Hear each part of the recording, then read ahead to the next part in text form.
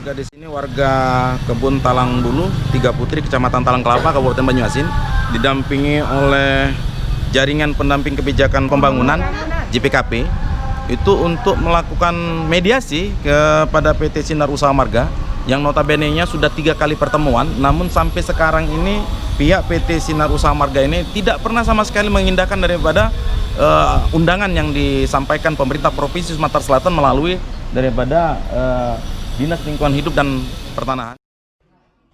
Dewan Pengurus Wilayah Jaringan Pendampingan Kebijakan Pembangunan DPW JPKP Sumatera Selatan Yari Suni SE yang didampingi oleh Sarma Hotua Ketua DPD JPKP Kota Palembang serta Sekretaris Amir Hamzah SH dan beberapa warga kembali mendatangi kantor Gubernur Sumatera Selatan Jumat 23 Oktober 2020.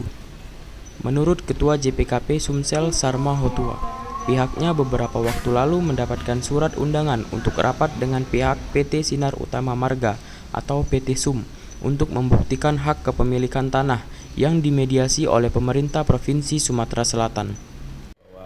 Pada intinya sih kita ini mendampingi warga supaya kasus ini tidak berlarut-larut. Seperti yang saya bilang, jangan sampai terjadi konflik horizontal di lapangan. Namun usaha mereka akhirnya dimediasi langsung oleh Kepala Dinas Lingkungan Hidup dan Pertanahan Provinsi Sumatera Selatan, Dr. Andes Haji Edward Chandra MH.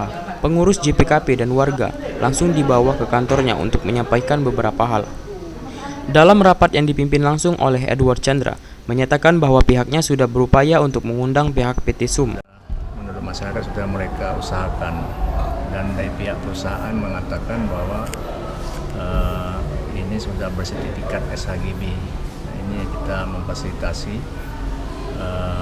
Namun hari ini pihak perusahaan hanya menyampaikan surat. Pada intinya ini supaya menempuh jalur hukum, dan kita tetap mengharapkan supaya nanti akan ada pertemuan berikutnya yang nanti akan kita undang kembali, baik itu perusahaan maupun masyarakat. Terima kasih, itu aja yang dapat kami sampaikan hasil rapat tadi. Dari Kota Palembang, Sumatera Selatan, Daeng Supriyanto, TV Sumsel mewartakan.